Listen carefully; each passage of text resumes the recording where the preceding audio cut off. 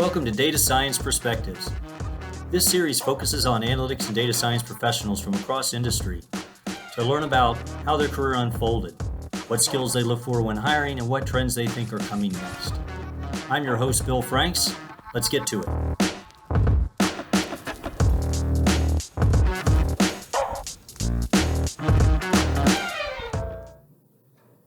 Welcome to this episode of Data Science Perspectives. I'm your host, Bill Franks. Today we're going to be joined by Mike Stefanick. He's currently a managing director with EY's risk practice. I first met Mike years ago when he was with SAS, and he's been a fixture in the analytics community here in Atlanta for quite a number of years now. More recently, he's been kind enough to donate his time to be a guest judge and give students feedback on their presentations in my master's capstone class. So it's really been great to work with him in that context recently. He focused very early in his career in on that finance and risk area. He started with jobs both at Fifth Third Bank and SunTrust. He took that experience to lead the SAS Enterprise Risk Analytics practice for several years before moving on to both IBM and then Equifax to help them implement their own risk solutions. For the past 7 years or so, he's co-led the EY Digital Risk and Advanced Technologies practice, working with large companies to address their own risk needs. He also volunteers with organizations like the United Way and the Boy Scouts, and he has a degree in business from Penn State as well as an MBA from Ohio State. And with that, let's welcome Mike to the show. Hey, Mike, welcome to the show. Hey, it's great to be here, Bill. Really appreciate you having me on. And I appreciate you taking the time. I know as people will hear as we go through the discussion here, you're a pretty busy guy these days. And the thing I like about your background is I've had people with different backgrounds on the show so far. You've been really deep in the area of risk and finance, particularly compared to others that I've interviewed. And that is an area of analytics that's continuing to grow, and that's obviously important, but it's not quite as common. So what drew you into that area of risk, and particularly risk and as it relates to finance? And then what's kept you there for now many years? Yeah, no, I appreciate the question. So, I mean, it's an interesting journey by myself. You know, when I was first exposed to risk and finance data, it was actually back in college, right? We had a professional speaker series come in. One of the big data providers came in and really spent a lot of time walking us through the level of data. And I was completely fascinated by that, right? I didn't realize at that time that you could measure beyond credit worthiness, types of purchases, things that were happening, those kind of things. So that kind of set the stage, right? As I went through my career and was able to tie it back to credit risk, and then take this evolution a number of years ago into tying it into also non-financial risk and now seeing how these two worlds come together. That's what's really kept me here, right? Because at the end of the day, what I really like is this intriguing problem that one, you can model behaviors. Two, there's data that's structured out there very much in what's been going on for this kind of credit risk world. But now more importantly, kind of the next horizon is this kind of non-financial world where you can also start to model this cause and effect relationship around issues, complaints, other types of data. Right. And this actually all converges into how businesses would manage themselves, both in the financial services side and both outside of financial services. Pervades insurance, pervades healthcare, pervades a number of different industries. So I just find the entire thing intriguing. Yeah. And the breadth of your experience in the sense of, I've known you for a number of years now across a couple of the jobs you've had, but you're interesting in that you've had client side experience working for a company that does this. You've had consulting side experience like you're doing now, and you've had product side experience working in a company that had products in this space. What are your thoughts on the differences as you think about your career between doing what you do in those three disparate environments? Yeah, no, and actually, that's a really interesting question. If you would have asked me this question 10 years ago, I would have said between the client side, like you said, basically the data side, right? Then the product side, the client, the consulting, and then the product side, that there were distinct differences, right? But I think what's happened over the last 10 years, since you and I have, really known each other, there's been a convergence there, right? In the one thing that I find intriguing about it is you see that even though each has a lens, right? That obviously the client side is approving credit or managing non-financial risk or reserving capital against a risk based on scenarios that they've modeled. Right, consultants tend to come in and consult on that. Hey, here's some best practices. Here's a way to do that. Here's techniques for that. Right, and then ultimately there's the platform players that say, "Gee, we can do this more efficiently." There's a huge convergence across all three of those lanes, right? Meaning that in order to be a really effective consultant, as we are today, as I am today, you really need to have that background from both sides.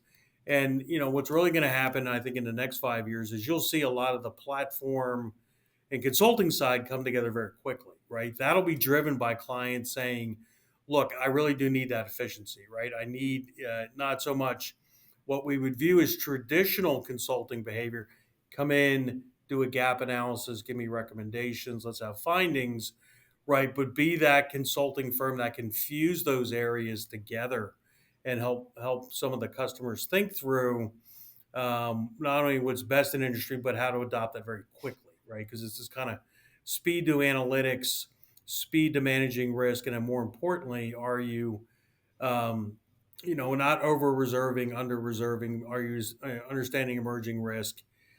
And then maybe to expand your question a little bit more, also, what do I need to think about outside of the traditional risk I measure? What are emerging risk, right? What's coming in the marketplace that maybe I'm not looking at, right? Pandemic, right? Regional wars, right? All these things probably weren't on people's radars 3 to 5 years ago. I like your point about that convergence, and it intrigues me from this perspective. I think some of the software, if you're trying to separate the products that are managing risk today, they're so complicated and specialized in certain areas that it's not like installing Excel on your laptop and it just runs. I mean, inherently, you almost have to have a good dose of expertise and consulting support to implement and customize those for your purposes. And I think that's always been somewhat true. I remember the early days of CRM systems. There was always some customization, but a lot of times that customization was really, let's say, some data grunt work. It wasn't the substance of what you were going to do with the Mm-hmm. app versus I think some of these risk things today to get the substance of what the app does still requires a lot of complicated decision making and tuning and back and forth. And so that's an interesting point about that convergence. Yeah, I think it's really kind of the new frontier, right? Because where I spend a lot of time and where the industry is converging is we're all going to end up living in and use the word app, right? I'll just extend that slightly to ecosystem, right? Because you do see a lot of the major software providers now evolving what they do to cover multiple disciplines, right? 10 years ago, 15 years ago, you and I would be talking maybe more specifically about a domain within risk, right? Whether it's enterprise risk or op risk, credit risk, right? We go down that. Now, a lot of firms, clients are saying, look, I need to look across these horizons.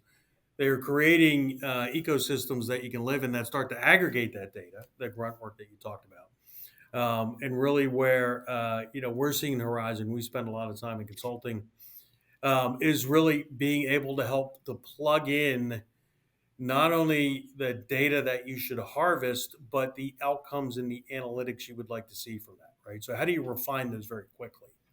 And how do you standardize those, right? And so they can live within a broader ecosystem.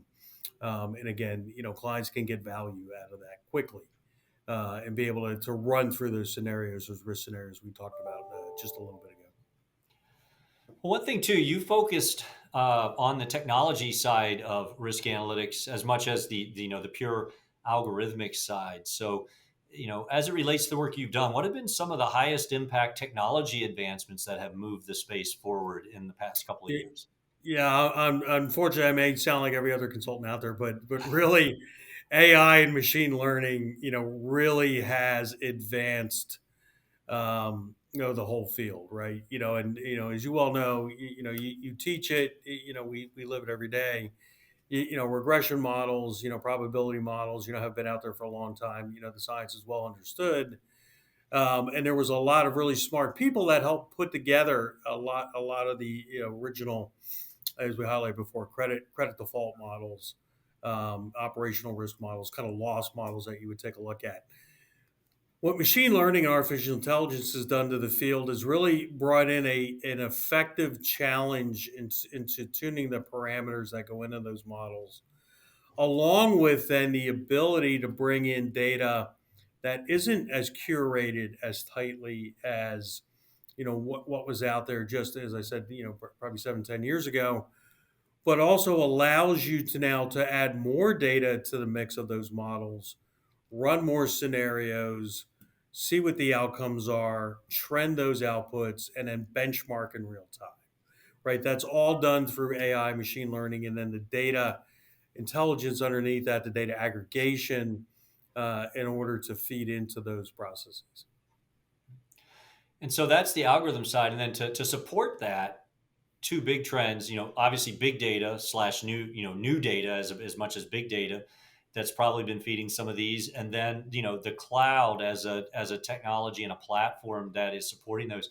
How have the cloud, uh, the rise of the cloud impacted the way that you're deploying and managing the risk frameworks these days? Yeah, I mean the one thing I think it's done, and let's pick on the cloud first, right? The real advantage to the cloud is it shortens the time that you can spin up an environment, right? And you can get to an analysis. The second side of that is it's changed the cost equation, right? So there is a savings in the compute side of that, and there's a savings in the data and the data storage, right? So where previously you would spend more time thinking about those investment costs. Not that you're not going to think about them, but they are a lot more ubiquitous, right? Easier to attain, and the cloud allows you to run multiple scenarios and store more data, right? What that also allows you to do with cloud technology and the way you can actually aggregate and bring data together then is you can just collect and store more data, right? So, back to what we talked about in terms of feeding the algorithms, the cost of doing that is much, much lower. The ability to do that is easier. And then the outcome of that is that you can spend more time driving through scenarios to understand where the risk would lie, within your firm. And that's all been enabled by the cloud. Along with the change in some of the standardization and some of the analytical software that sits there. So you and I have previously talked about R and Python, where we may have lived only in a SaaS world in the past. Now there's a lot more set of tools out there that are also very cost effective, right? That can open that up to more analysts to model more risk and do that in a way that it's not only done by a few specialists, but it can actually then be put out at the point of consumption in a business unit. Right, so a business unit can tie risk specialists to a process, right, and do that in more real time, and maybe have oversight from a central risk group, right? That's really been the significant change. And again, the cloud has allowed all that to happen because you can stand up multiple points along that journey and process.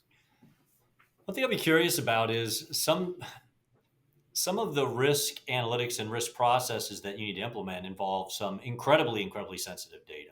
And I know that some industries are regulated that are having more difficulty getting to the cloud in a way that they feel is safe. Are you finding that there's companies where some of the risk work is done on the cloud, but some of the risk work is actually having to be kept inside their organization because of the sensitive nature of the data that they have to analyze and Yeah, assess?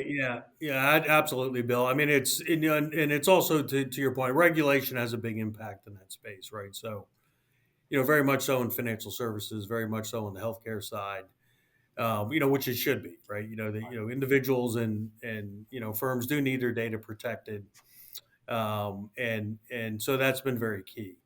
There is a move towards using hybrid cloud environments, highly encrypted cloud environments, dedicated cloud environments within those four walls to get that same economic benefit for the ability to one stand up kind of multiple analytics nodes and data collection nodes and then put those out.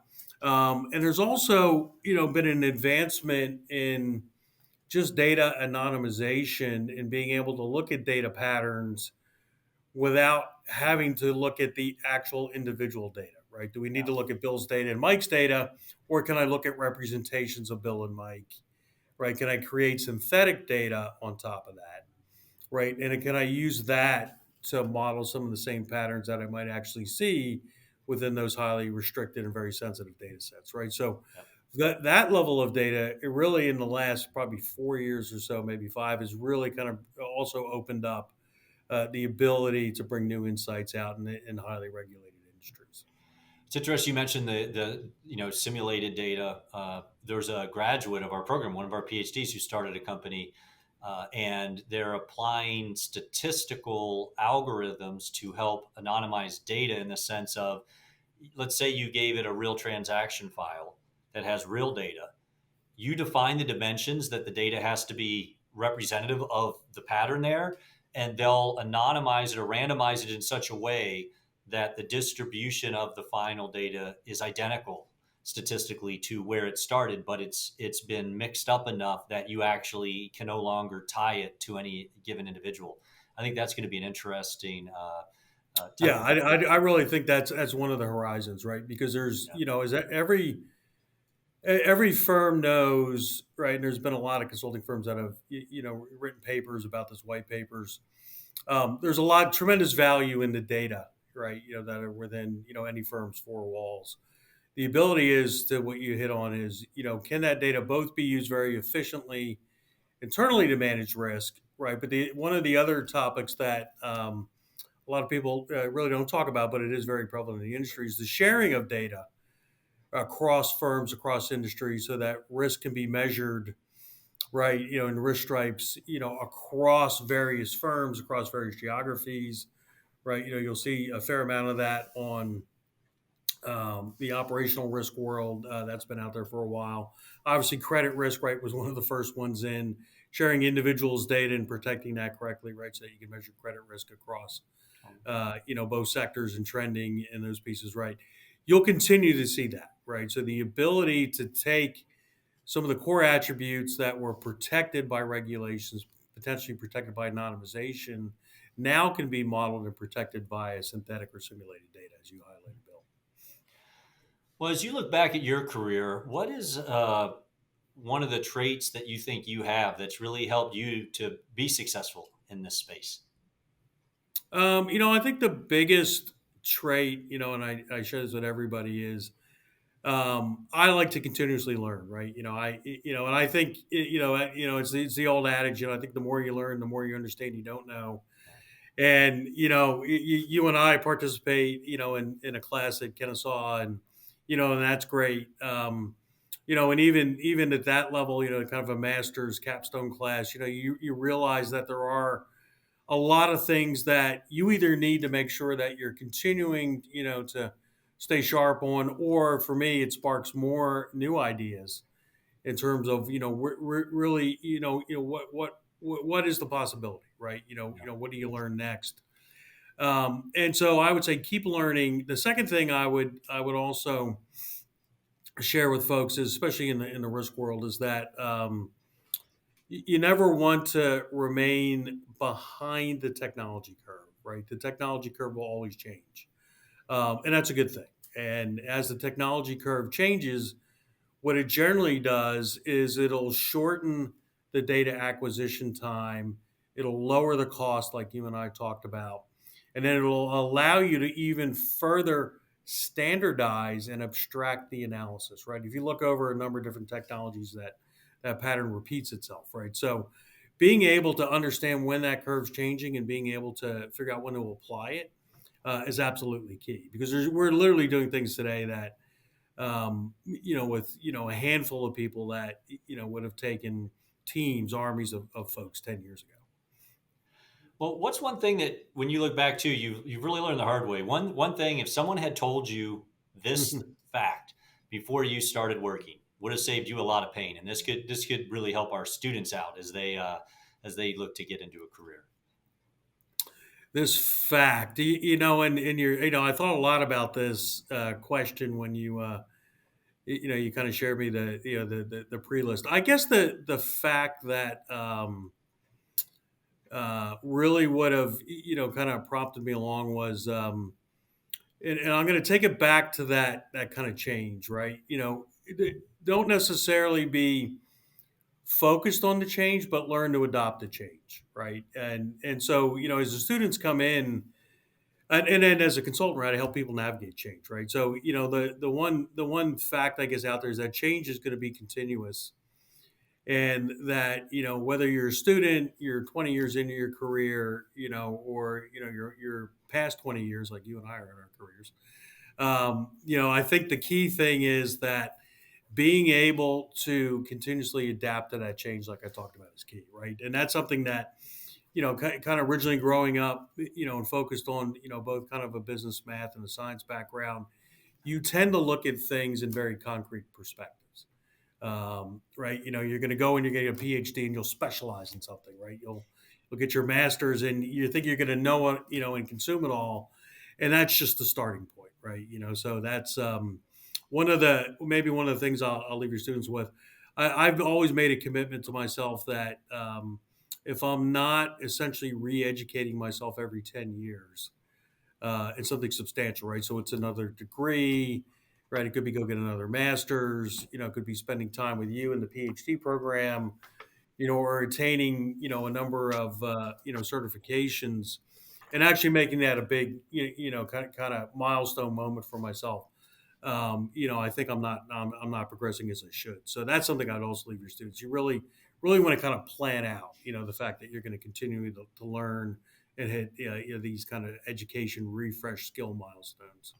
I think your comment on change is an interesting one because, I mean, let's face it, things have changed so drastically.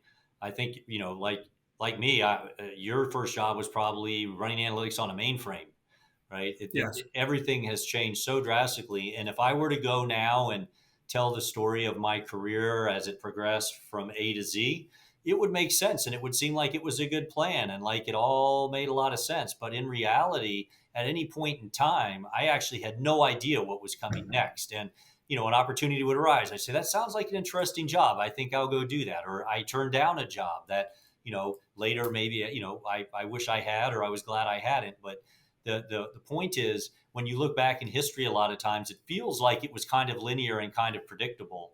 But in analytics, I think some of these trends, even big data, it seems so obvious now. But when it first hit, it really was a little Yeah, bit exactly right. shocking to the systems because people had standardized, uh, very manageable data sets for a while that we'd matured everything about them. And then suddenly, boom, in a year or two, all of everything you knew has to be challenged again. And so it's been exciting. It's what's kept it interesting for me. But at the same time, you're right. You've got to be prepared and ready mentally to deal with that, what's really constant, unknown, and change if you're going to have a Yeah. successful career. Yeah, and I think that's really, I think that's something that, especially, something you want to embrace.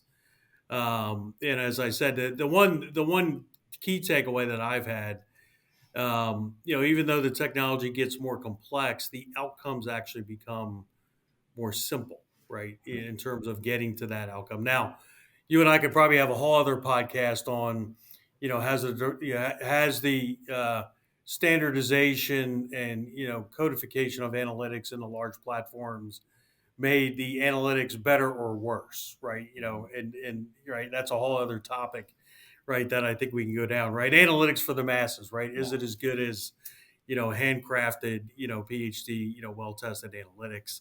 And I think there's a case for both. But in the data driven world we live in today, right, I think just being able to adapt to that change, navigate, is just going to be key. So I think we've spent a lot of time kind of looking back. So let's finish off with a quick look forward. As you look out the next 3 to 5 years, is there anything that in your mind looks to be a big trend coming our way, whether data science in general or as it ties specifically to risk?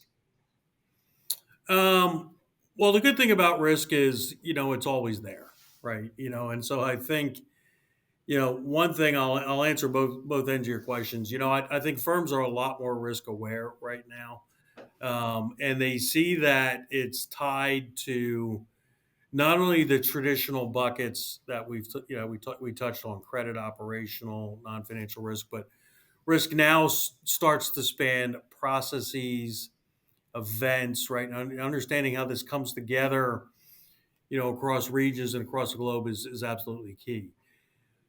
That's driving another trend in being able to now use not only the analytics we talked about, not only big data, but the ability to go back and map and monitor processes, right? The controls you have in those processes, right? The regulations associated with those processes, and then how does human behavior affect that, right? Being able to actually grab maybe, and I don't know if somebody's coined a term, but there's something beyond big data that actually gets into this next level of data, capturing that, monitoring that. That's actually a very significant change because the systems will change, right? Not only do the cloud adoption, but the fact that we thought we had big data, I think we're going to get something bigger than big data here in the next 3 to 5 years. Interesting perspective, and I'll toss out one thing. I appreciate you hinted at this is I've much appreciated this semester you doing what we term the sidekick in the capstone course, helping guide the students along in their presentations and such. That's a great way to give back a little bit, and I know the students in the class have appreciated your input, and I'd encourage people in general to consider just reaching out. Universities are always looking for professionals who are willing to give a little time to help students out. And that's how they're going to get the skills that we need, is if we're there to help tell them. So anyway, thanks for that. And thank you for taking time out of your busy schedule to be on the show Yeah, no, I today. appreciate it, Bill. Yeah, Okay. Well, talk to you soon. great. Thank you.